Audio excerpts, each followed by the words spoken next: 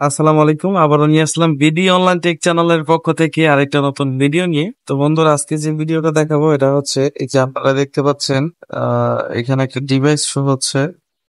যে ডিভাইসটা হচ্ছে আপনার অ্যাক্টিভ ছিল 15 ঘন্টা আগে। তো এটা একটি স্ক্রিনশট, মূলত স্ক্রিনশটটাই আপনাদেরকে দেখাচ্ছি। আমাকে এক ক্লায়েন্ট পাঠিয়েছে যে ভাই আমার পার্সোনালের যে একটা অ্যাকাউন্ট, মানে একটা ফোনের অ্যাকাউন্টে সে আমি কোনোভাবেই ঢুকতে পারতেছি না। আই মিন, আমার এই ফোনটা দিয়ে আমি কোনো অ্যাকাউন্টে ঢুকতে পারতেছি না।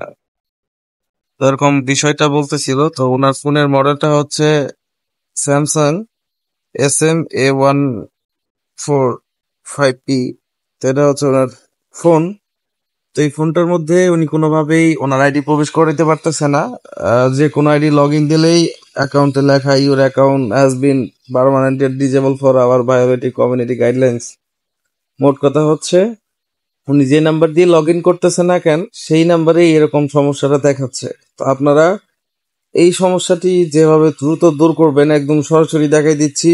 আপনারা সহজেই, যে কেউ এরকম যদি কারো ডিভাইস ব্যান হয়ে থাকে, আপনাদের সেটিং এ যাবেন। সেটিং এ যাওয়ার পর আপনাদের সেটটা, এই যে অ্যাডিশনাল সেটিংস, এখানে মূলত পাওয়া যায়।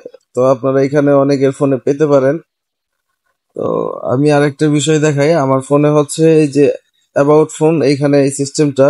তারপর এই যে ব্যাকআপ ইজ রিসেট, এখানে ঢোকার পর একদম নিচে লাস্টে যে অপশনটা দেখতে পাচ্ছেন, easy all data factory reset.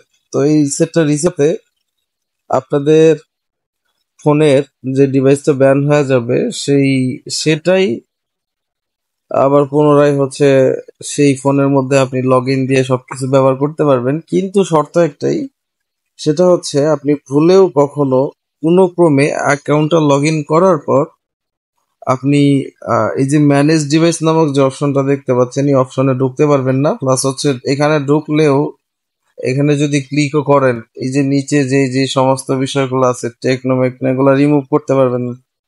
তো আপনি যদি এগুলো এই যে এখান থেকে রিমুভ করতে যান, তখন কিন্তু আবার আপনার ডিভাইসটা ব্যান হয়ে যাবে, আপনার কিমো থেকে কিন্তু বের করে দিবে। তো বা আপনি যেটাও করতে পারবেন না, আপনি মানে এখান থেকে যে মাল্টি ডিভাইস সিস্টেমটাও চালু করতে পারবেন না, শুধুমাত্র হচ্ছে অ্যাকাউন্টটা ব্যবহার করতে পারবেন। যদি ওই ধরনের কোনো কাজ করতে যান, তাহলে কিন্তু অ্যাকাউন্টটা হারিয়ে ফেলবেন চিরদিনের জন্য আবারও। সে একই সমস্যাটাই দেখা দিবে। যাই হোক, আশা করি বুঝতে পেরেছেন। তো ধন্যবাদ সবাইকে এইটুকু ভিডিও দেখার জন্য। আল্লাহ হাফেজ।